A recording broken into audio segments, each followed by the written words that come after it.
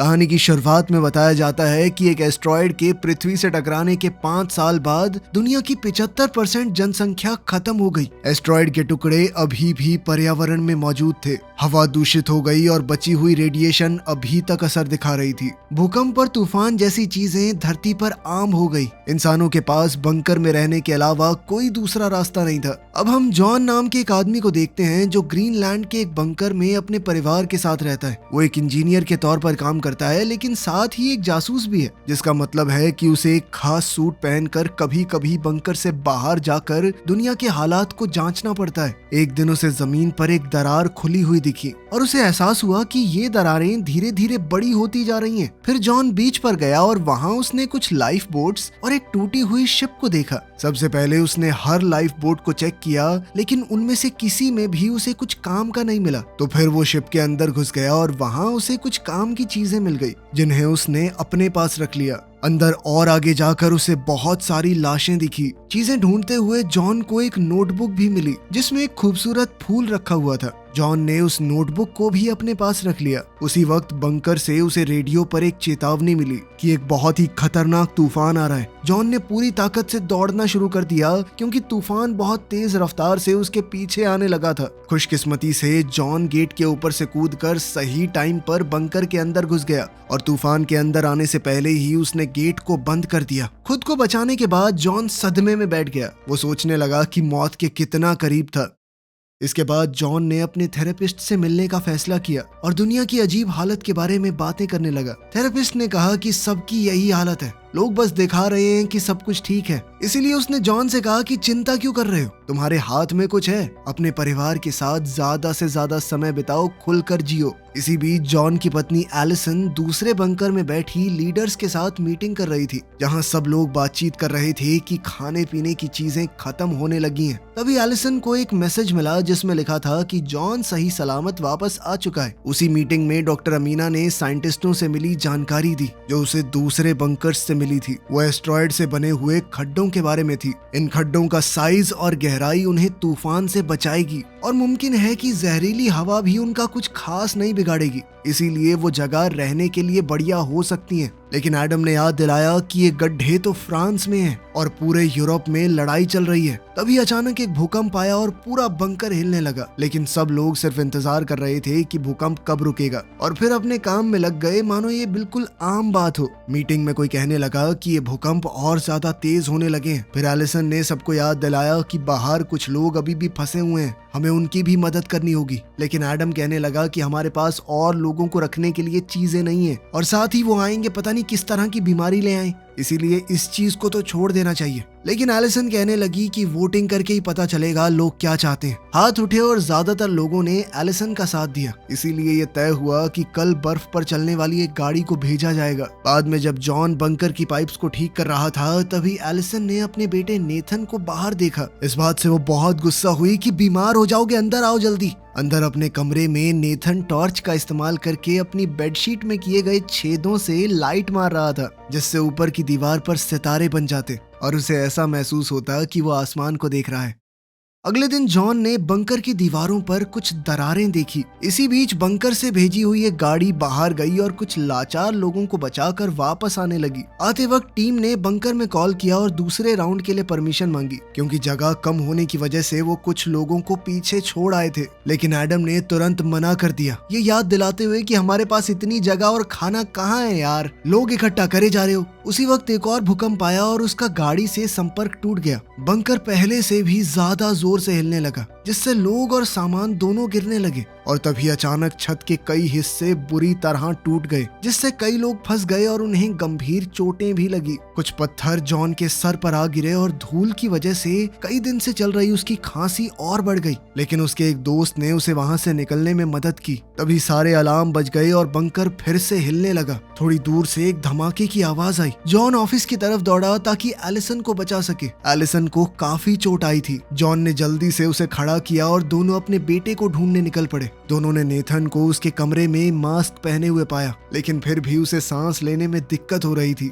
John ने अपने परिवार से कहा कि जितना जल्दी हो सके सामान पैक करो, तब तक मैं और मास्क लेकर आता हूँ ताकि वो ये बंकर छोड़ सकें। सभी लोग घबराहट में इधर उधर भाग रहे थे, लेकिन जॉन फिर भी लॉकर्स तक पहुंचा और मास्क लेकर आया, जिसके बाद नेथन थोड़ा बेहतर महसूस करने लगा और परिवार ने बाहर निकलने के लिए तैयारी कर ली। जब बंकर का हिलना डुलना बंद हुआ, दीवारें भी टूटने लगी। बाहर के रास्ते पर एक परेशान भीड़ जमा हो गई, लेकिन गेट सिर्फ आधा ही खुला था और इस दरवाजे से निकलना मुमकिन नहीं था। इसलिए जॉन अपने परिवार को पीछे वाले रास्ते की तरफ ले गया। बदकिस्मती से पीछे का रास्ता भी टूट गया था। कोई और रास्ता ना होने की वजह से जॉन ने अपने परिवार को रेंगते हुए आगे बढ़ने को कहा। जैसे तैसे वो लोग दरवाजे के पास पहुंचे और जॉन ने दरवाजे का बटन दबाया, लेकिन भारी इंजन की वजह से बंकर और बुरी तरह टूट गया। पर कम से कम वो लोग सही सलामत बाहर पहुंच गए। बाहर भी तगड़ी भगदड़ मची हुई थी। जब जमीन में पानी के धमाके होने लगे तो दोनों ने नेथन को खो दिया और उसे ढूंढने के लिए वापस भागे। उन्होंने देखा कि नेथन अमीना की मदद कर रहा था जो गिर गई थी। वो लोग अमीना को भी अपने साथ ले गए और बीच की तरफ भागने लगे, जहां बचे हुए लोग बोट्स पर चढ़कर अपनी जान बचाने की कोशिश कर रहे थे। इतने ज्यादा लोग इकट्ठा हो गए कि एक बोट तो पलट ही गई, जिसके बाद वो सभी लोग पानी में जा गिरे। कुछ बेचैन और मजबूर लोग इस मौके का फायदा उठाकर एडम का मास्क छीनने की कोशिश करने लगे, इसलिए एलिसन और जॉन उसे बचाने के लिए दौड़े। पर फिर एक आदमी ने जॉन पर झपटकर उसका मास्क छीन लिया, लेकिन फिर भी किसी तरह वो और एलिसन एडम को खींचकर किनारे तक ले आए। अब सिर्फ एक ही बोट बची थी, तो जॉन अपने परिवार और कुछ लोगों को जल्दी से उस पर चढ़ने का रास्ता दिखाने लगा। एलिसन ने चाहा कि जितने ज्यादा लोगों को वो बचा सकें उतनों को बचा लें, लेकिन कैप्टन बोल पड़ा कि ज्यादा वजन हो जाएगा, बोट डूब जाएगी। इसलिए मजबूरी में लोगों के मुंह पर ही दरवाजा बंद करना पड़ा। बाहर खड़े लोग बोट से चिपक गए जब तक बोट चल नहीं पड़ी। उसी पल एक बहुत बड़ी लहर सामने आई और बीच से टकराकर उन लोगों को अपने साथ ही ले गई। जॉन की बोट भी उस लहर में जोर से इधर उधर उछली, लेकिन कैप्टन ने जैसे तैसे बोट को संभाले रखा और वो लोग सुरक्षित तरीके से आगे बढ़ते रहे। थोड़ी देर बाद जॉन ने एक डिवाइस का इस्तेमाल करके कंफर्म किया कि यहाँ हवा की क्वालिटी सही है, इसीलिए वो अपने मास्क उतार सकते हैं। फिर सारे बैठकर बात करने लगे कि कहाँ जाना चाहिए, और क्योंकि आइसलैंड खत्म हो चुका था इसीलिए उन्होंने तय किया कि उनकी सबसे नजदीकी मंजिल इंग्लैंड है।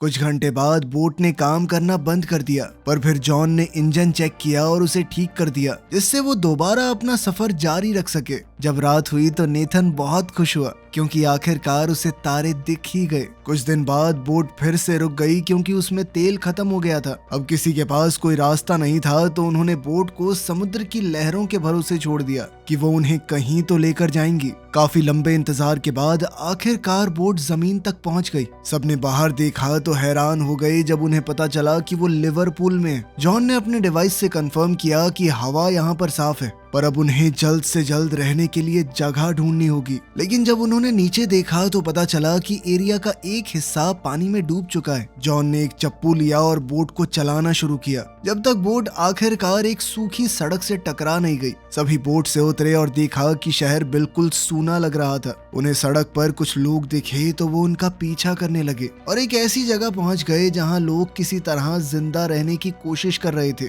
जॉन ने देखा कि उनमें से कई लोग बीमार लग रहे हैं, इसीलिए वो ज्यादा दिन तक जिंदा नहीं रह पाएंगे। जॉन के ग्रुप को चीखने की आवाजें सुनाई दी। आवाजों का पीछा करते हुए उन्होंने एक भीड़ को देखा। कई लोग एक बंकर के बाहर हल्ला मचा रहे थे, जबकि कुछ फौजी उस बंकर को गार्ड कर रहे थे। एडम गेट की तरफ दौड़ा और बताने लगा कि हम ग्रीनलैंड स्टेशन के सरकारी अफसर हैं, हमें अंदर जाने दो। इस पर फौजी ने कहा कि अपनी आईडी दिखाओ, लेकिन सिर्फ एलिसन के पास आईडी थी और उसे अपने परिवार को छोड़कर अंदर नहीं जाना था। एडम फौजियों से बहस करने लगा, जबकि भीड़ और ज्यादा गुस्से में आ गई। अचानक से एक फौजी ने एडम को गोली मार दी। जब भीड़ में खड़ा एक दूसरा इंसान जबरदस्ती अंदर घुसने की कोशिश करने लगा तो उसे भी गोली मार दी गई। सोल्जर्स ने गेट बंद कर दिया और अलार्म बजना शुरू हो गया। उसी वक्त आसमान में आता हुआ एक तूफान दिखाई दिया और भीड़ घबराकर भागने लगी। अमीना और जॉन के परिवार ने एक वैन को रोका और ड्राइवर से उन्हें लंदन ले जाने को कहा, लेकिन ड्राइवर पेमेंट मांगने लगा, जिसके लिए जॉन ने उसे अपनी घड़ी दे दी। जिसके बाद ड्राइवर मान गया और गाड़ी तेज रफ्तार से शहर से निकल पड़ी। समय रहते वो लोग तूफान से भी बच गए। एलिसन नेथन को गले लगाकर तसल्ली दे रही थी कि सब सही हो जाएगा, जबकि एमिना एडम के लिए बहुत दुखी थी। ड्राइवर ने बताया कि लोग इतने मजबूर हो चुके हैं कि खाने के लिए किसी को भी मार देंगे। कुछ घंटे बाद वैन जंगल के बीच में थोड़ी देर के लिए रुक गई। तब जॉन ने ड्राइवर से पूछा कि तुम्हें फ्रांस की हालत के बारे में कुछ पता है? पर ड्राइवर कहने लगा कि वो इलाका बहुत ज्यादा खतरनाक है और मुझे तो एस्ट्रॉयड के खड्डे वाली वो बात झूठ सी लगती है कि वहाँ पर बहुत बढ़िया जमीन है, पानी है, सब कुछ है। अचानक उन्हें अजीब सी आवाज सुनाई दी तो उन्होंने देखा कि आसमान से अभी भी एस्ट्रॉयड के कई टुकड़े गिर रहे हैं। सभी लोगों ने तुरंत जल्दी से पेड़ों को पकड़ लिया ताकि वो हवा के साथ उड़ ना जाएं। लेकिन तभी वो ड्राइवर कहने लगा कि वो वैन ही मेरा सब कुछ है। वो अपनी वैन को बचाने के लिए दौड़ पड़ा, लेकिन इसी दौरान टुकड़े जमीन पर गिरने लगे और उनमें से एक ने ड्राइवर के साथ साथ वैन को भी तबाह कर दिया। जब ये टुकड़ों की बारिश खत्म हुई तो हमारे 4 बचे लोगों ने वैन से अपने बैग और काम की जो भी चीज मिल सकी निकाल ली और अब पैदल ही आगे का सफर जारी रखा। आखिरकार वो लंदन पहुंच गए और एक बहुत बड़ी बिल्डिंग का दरवाजा खटखटाने लगे। दरवाजा खुला पर अचानक से मैकेंजी नाम की औरत ने उन पर बंदूक तान दी, लेकिन इत्तेफाक से ये लोग मैकेंजी के पुराने दोस्त थे। उसने तुरंत बंदूक नीचे कर ली और उन्हें अंदर आने दिया। फिर उसने उन्हें बिल्डिंग के अंदर घुमाया और बताया कि ये बिल्डिंग एक रिटायरमेंट होम है, इसीलिए यहाँ रहने वाले सारे लोग बुजुर्ग हैं। मैकेंजी ने बताया कि मैंने पूरी बिल्डिंग को सील कर दिया है और कुछ सोलर पैनल्स की मदद से जनरेटर चल रहा है, वो हवा को साफ करता रहता है। सबने खाना पीना खाया और खूब बातें करने लगे। जॉन ने अब मैकेंजी से फ्रांस के उन गहरे गड्ढों के बारे में पूछा। मैकेंजी ने कहा कि मैंने अफवाहें तो सुनी है, लेकिन मैं नहीं जानती वो सच है या नहीं। बाद में एलिसन सोने की कोशिश कर रही थी, लेकिन सोए कैसे जॉन बाथरूम में बार बार खांस रहा था। जब उसने सिंक में देखा तो उसे खून दिखाई दिया। जॉन ने टालने की बहुत कोशिश की, लेकिन एलिसन ने कहा कि सच बताओ प्लीज। इसलिए जॉन ने आखिरकार अपना राज खोला। वो कहने लगा कि बंकर में एक डॉक्टर ने बताया था मुझे कि जब खून आने लगे तो सिर्फ 6 से 8 हफ्ते बचे हैं जीने के। ये सुनकर एलिसन पूरी तरह टूट गई। वो कहने लगी कि हम लोग यहीं रुक जाते हैं 2 महीने, तुम अपने आखिरी दिन आराम से बिता लो। लेकिन जॉन ने कहा कि मैं यहाँ नहीं मरने वाला, मैं तुम्हें और हमारे बेटे को सही सलामत फ्रांस तक लेके जाऊंगा। वहीं तुम्हारे लिए एक नया घर ढूंढने के बाद शांति से मर पाऊंगा मैं। अगले दिन मैकेंजी ने उन्हें रिटायरमेंट होम में खड़ी एक पुरानी गाड़ी सौंप दी ताकि वो लोग सुरक्षित अपनी जगह तक पहुंच पाएं। उसने जॉन के हाथों में एक बंदूक भी थमा दी ताकि वो अपनी और अपने परिवार की सुरक्षा कर सके। मैकेंजी ने उन्हें आखिरी बार गले लगाया और फिर चारों वहां से रवाना हो गए। कुछ घंटे बाद जब वो शहर के किनारे से गुजर रहे थे तो जॉन ने देखा कि नेथन उदास लग रहा है और वो आपस में बातचीत करते हुए कोई गेम खेलने लगे। पर तभी अचानक एक गोली खिड़की को तोड़ते हुए सीधा अमीना को जा लगी, जिसकी मौके पर ही मौत हो गई। झाड़ियों में छुपे कुछ आदमी उन पर लगातार गोलियां चलाते रहे, लेकिन उन्होंने इंजन को निशाना नहीं बनाया क्योंकि उनका मकसद कार को चुराना था। जॉन ने तुरंत गाड़ी के पीछे पोजीशन ले ली और जवाब में गोलियां चलाना शुरू कर दिया। जैसे जैसे लुटेरे पास आते गए जॉन ने उन्हें एक एक करके मार गिराया। अब सिर्फ एक आदमी बचा था, लेकिन जॉन की गोलियां खत्म हो गई। मगर एलिसन के पास दूसरी बंदूक थी और उसने आखिरी आदमी को गोली मार दी इससे पहले कि वो उन्हें कुछ नुकसान पहुंचाता। एक दूसरे को तसल्ली देने के बाद उन्होंने मिलकर एक गड्ढा खोदा और एमिना को दफना दिया। जॉन अपनी दोस्त को अलविदा कहते हुए एक प्रार्थना करने लगा, जिसे नेथन ने बड़े गौर से सुना। कुछ घंटे बाद परिवार एक बड़े से रेगिस्तानी इलाके में पहुंच गया। वो समझ गए कि ये जगह इंग्लैंड और फ्रांस के बीच में जो समुद्र हुआ करता था वो है। यहाँ से पानी हट चुका था तो कम से कम उन्हें बोट की जरूरत तो नहीं पड़ेगी। रास्ते में उन्हें कई सारे समुद्री जहाज पड़े हुए मिले। थोड़ा आगे जाकर उन्हें कुछ लोग दिखाई दिए। थोड़ा देखने पर उन्हें पता चला कि जमीन के बीच में एक बहुत बड़ी दरार है और उन्हें इस दरार के उस तरफ ही जाना है। यहाँ पहुंचना होगा रस्सियों से बने हुए खतरनाक पुल से। ये देखकर नेथन बहुत ज्यादा डर गया और कहने लगा कि मैं नहीं जा रहा उधर। तब जॉन उसे हिम्मत देते हुए सबसे पहले गया। पूरे परिवार ने धीरे धीरे बहुत संभल कर रस्सी पार करना शुरू किया। जब जॉन को अचानक से खांसी आई तो वो लगभग फिसल ही गया था, लेकिन उसने तुरंत खुद को संभाला। तभी अचानक बहुत तेज हवाएं चलने लगी और हवा ने पुल को जोर जोर से हिलाया, लेकिन अभी भी सबने खुद को किसी तरह बचाए रखा। किस्मत से हवा जल्दी ही रुक गई और परिवार आगे बढ़ता रहा और बीच में एक चट्टान तक पहुंच गया। वहां से 2 सीढ़ियां दूसरी तरफ जा रही थी। वो लोग सीढ़ियों के बीच में ही पहुंचे थे। अचानक से जोरदार भूकंप आ गया।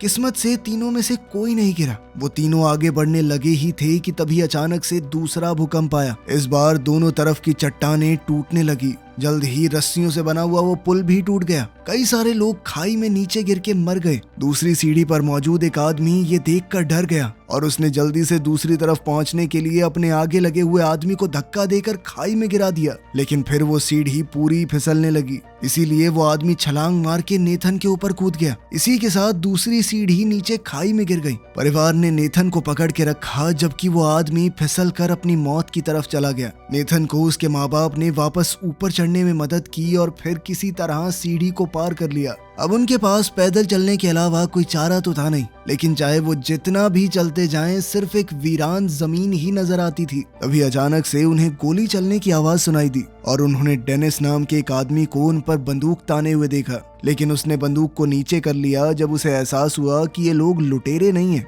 वो उन्हें सीधा अपने घर ले गया। कुछ ही देर में जॉन और उसका परिवार फ्रांस पहुंच गया। डेनिस फिलहाल एक पुरानी फैक्ट्री में रह रहा था जिसे वो एक गाड़ी के इंजन से पावर देता। डेनिस ने उन्हें अपनी बेटी कमील और पत्नी से मिलवाया। उसकी पत्नी पर रेडिएशन का बुरा असर हुआ था। वो व्हील चेयर पर थी और कुछ बोल भी नहीं पाती थी। डिनर के दौरान डेनिस को पता चला कि जॉन का परिवार एस्ट्रॉयड से बने हुए खड्डों तक पहुंचना चाहता है। उसने उन्हें चेतावनी दी कि वो इलाका बहुत ज्यादा खतरनाक होगा। हर तरफ से लोग खड्डे पर कब्जा करने के लिए एक दूसरे को मार रहे होंगे। वहीं कमील नेथन को अपने कमरे में ले गई और उसे अपनी सारी कूल चीजें दिखाने लगी। बदले में नेथन ने भी उसे अपनी छेद की हुई वो चादर दिखाई जिसके नीचे टॉर्च मार के आसमान में तारे दिखते हैं। अगली सुबह डेनिस ने जॉन को एक मैप दिया और उस पर सबसे कम खतरनाक रास्ते को दिखाने लगा। उसने आर्मी में अपने एक पुराने दोस्त का नाम भी बताया जो अब एक बड़ी पोस्ट पे है। साथ ही उसने जॉन को अपनी एक पुरानी फोटो भी दी अपने दोस्त के साथ ताकि वो ये साबित कर सकें कि वो डेनिस को जानते हैं। हो सकता है उन्हें मदद मिल जाए।